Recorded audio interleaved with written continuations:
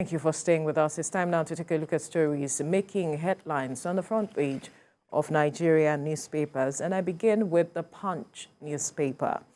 The major story here says 10th National Assembly, Tinubu's candidates floor APC rebels. Akpabio leads Senate. And some riders, Abbas beats Wase. Jaji emerges House Speaker. Yari embraces Akpabio after defeat. National Assembly won't be independent. Presidency handpicked leaders. NNPP LP reacting there.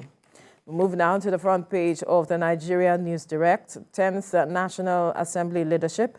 APC's zoning arrangement holds. Produce Akpabio, Abbas, others. Details on the front page of the Nigerian News Direct. To the business day now. Big story. Focus shifts to Tinubu's cabinet as Akpabio emerges Senate president. Big story. Focus shifts to Tinubu's cabinet as Akpabio emerges Senate president. All the details on the front page of the business day. To the Nation newspaper now. Akpabio, Abbas step in as Senate president speaker. Akpabio, Abbas step in as Senate president speaker. All the details on the front page of the Nation newspaper. Mike? Right, I have the Leadership newspaper here. Leadership says, as Akpabio, Abbas take charge, 10th National Assembly vows to tackle economic security challenges. Right? As Akpabio, Abbas take charge, 10th National Assembly vows to tackle economic security challenges. That's what the leadership has. And then the first news says the 10th National Assembly, that's the focus here. Tinubu opens up on Akpabio, Abbas emergence. Tinubu opens up on Akpabio, Abbas emergence. That's what the 10th National Assembly leadership focus is on the first news. And then this Nigeria says, time to roll up your sleeves. Tinubu tells Akpabio and Abbas, time to roll up your sleeves. Tinubu tells Akpabio and Abbas, says that the Nigerians want their economic burdens lifted. A new Senate helmsman pay thank you visit to President Wike. All right, that's what you see there. Okay, from there, let's go to Blueprint. Blueprint newspaper, Tinubu to Akpabio, Abbas. Let's work and walk. Give our people the best. Tinubu to Akpabio and Abbas. Let's work and walk. Give our people the best. That's what the Blueprint newspaper has. And then the Daily Trusts, it's talking about the student's loan. Okay, that's the focus on Daily Trusts. And it says, federal government to introduce tuition fees in universities. Many students will leave school. Nothing to celebrate in new law. Don is saying this, but Astu has said many students will leave school. I'll improve investment in education. Tinubu is saying this, all right? That's what the Daily Trust has. And Nature News is the last one I'm looking at here. Flights, air turbulence increasing due to climate change. The study is revealing this. Air turbulence on the flight increasing due to climate change. That's what it's on the front page of the Nature News. Veronica? Yes, Mike. Let's look at the trending story. Talking about the 10th National Assembly. Mm-hmm. We now have a Senate President. Oh, yes. And a Speaker. After all the tensions and, all of the horse trading and consultations, eventually, we had a smooth inauguration yesterday of the 10th Assembly to the surprise of a lot of persons. But then work has begun. Today, they will begin plenary. After yesterday's event, they agreed that today they will begin plenary, and the president has told them that it is time for them to roll up their sleeves. They have also said that they will be looking into the issues of the economy as well as security, which are critical issues Nigerians have been talking about. Well, the point is, of course, fireworks was expected at the time of the build-up to the politics of, to the election of the National Assembly leadership. And people saw all that, but at the course of the election, people expected a lot of intrigues. People expected a lot of controversies and a lot of confrontations. But nobody saw all of that. It was very seamless. Both the Senate and the House of Representatives, everything went so smoothly.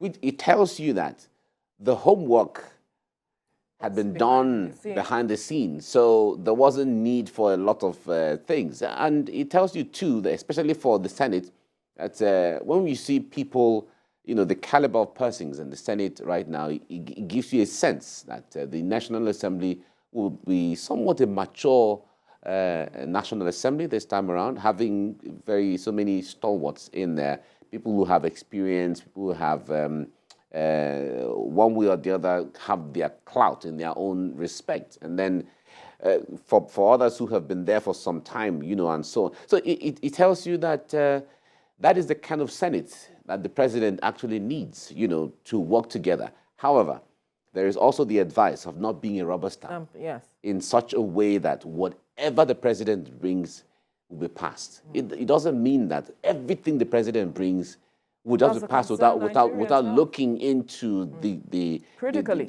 critical and the details of them. However, it doesn't mean that you will have to oppose the president because you have to be independent as a National Assembly. Like our guest said yesterday, it's not a time for we no go agree. Exactly. Exactly. So because a lot of people, when they talk about independence of the National Assembly or the legislature, they feel, no, it has to be. No, there mustn't be an antagonism. What we're saying is that look at the details because the issue there is the National Assembly, when the members are elected into, they are not the ones who took the oath to say that they will provide electricity, they will provide, it's not their job. Theirs is that, okay, let us see what the executive brings. Based on this and based on that, the details of where the revenue is coming, whatever. It is the role of the executive to be the one to say, we will provide education, we'll provide health, we'll provide housing, we'll provide. So whatever programs they bring, it's not for the National Assembly to say, no, because we are National Assembly, so try to support, but look at it. For instance, the issue of budgets. Yeah. We've been talking about the issue of budgets over the years here, where there is budgeting for very little things like cutleries, running into millions. And that cutlery, every year, is budgeted in so many of those things. The budget for computers, the budget for... So all those things are budgeted for every single year. So the point there is, there has to be a scrutiny into what is being budgeted for. You don't buy laptops or buy computers every year. If we have bought the laptop this year, next year should be something else. And moreover, it looks like it is just the issue, okay, budget. Every year, it looks like there has to be an increase, incremental, increase on the budget. So you just pass it, and you pass it, and you pass it. So people also expect that there should be the issue of the cut down on expenses of government, both the executive, the legislature, and all of that. There has to be. There's too much monies going into emoluments and what people might call recurrent expenditure. It's so much money. It is time to cut down on some of those things and look into the capital projects, all the infrastructure that are needed, education, health, housing, agriculture, as the case may be. A lot of our embassies abroad need attention. Urgent That's attention. another discussion. Urgent attention. That's another discussion altogether. So we look forward to a very robust National Assembly as we get along, and that's what Nigerians expect. Well, the president has asked that they work and work together. Yeah. So we are hoping to see them do that constructively, such that Nigerians can feel the impact of this administration, which is very critical. A lot of Nigerians have been looking forward to what is going on, how they would turn things around. Recall you often say that Nigerians have been waiting for the magic wand. Of course, that magic wand, they are waiting for it. And we know the executive are also critical to how that wand is going to be willed. to addressing matters in the country. Now they have said that they will look into the matters of security. So we're perhaps looking at what kind of bills they will be putting forward. As it is now, they're looking at the matters of economy. What kind of bills would they be putting forward such that every Nigerian feels the impact of the 10th National Assembly moving forward? Yes, there's so much work to be done, but your constituents are looking for what you will deliver as it is. Of course. You have decided to work together now. It's a matter of governance as against our political interests. How do we deliver that to Nigerians is what Nigerians are also waiting for. But then there's also the aspect of, now that this has happened, attention is now turned to the ministers. Of course.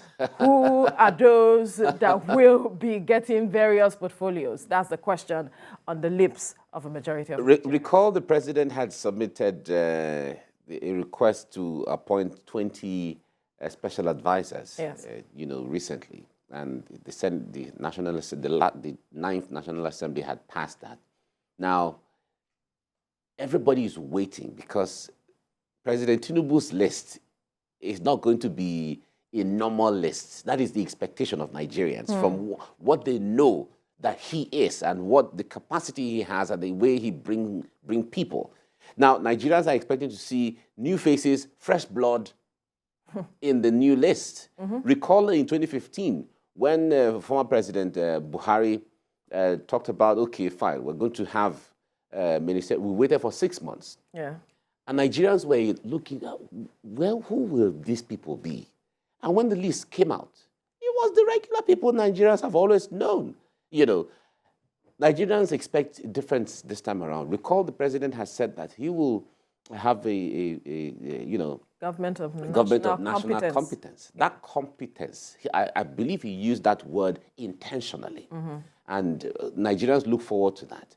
And of course, will you reward politicians who have worked hard for the party? Of course, yes. But there are different ways of rewarding politicians. At this time around, it is the issue of bringing technocrats who will look at how to dissect the country, if it is economy, if it is security, education, health, housing, agriculture, and so on. That is what Nigerians look forward to right now. The way he did it in Lagos and arranged a template where Lagos has been walking and running, that is what Nigerians expect of Nigeria right now. So no one is expecting anything less in that regard. If you look around at the entire states and all the regions, you will find technocrats of all kinds. Of course, we don't expect the president to know everybody from everywhere, but you will make inquiries about recommendations that are being made from certain places if you don't know.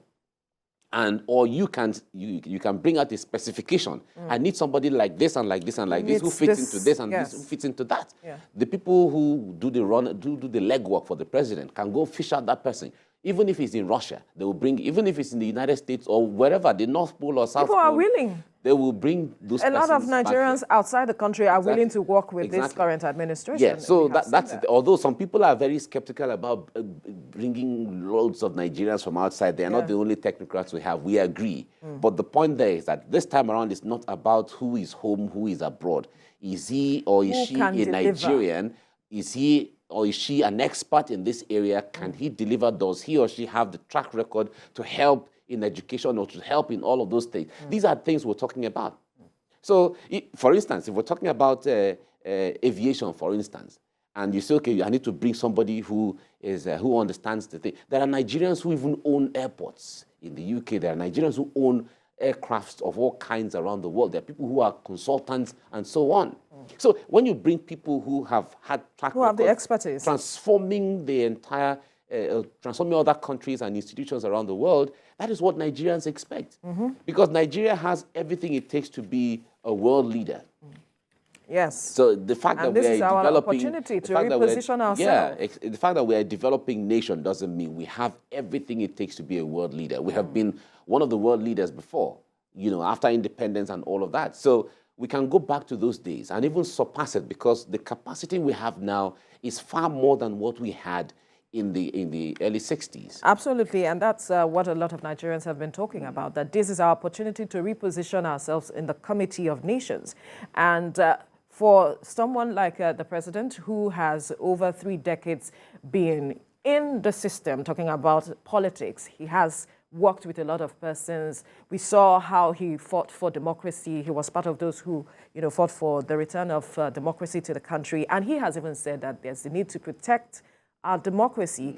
I believe that he will be thinking in all of those directions, people who he knows will protect democracy and ensure that Nigerians reap the dividends of democracy at the end of the day. So we Nigerians are looking forward to what will happen in the coming days. We know that it will be up to 6 months. No, of course. In fact, the law has been passed now. To change doesn't that, even allow him to appoint ministers after 90 days. Right.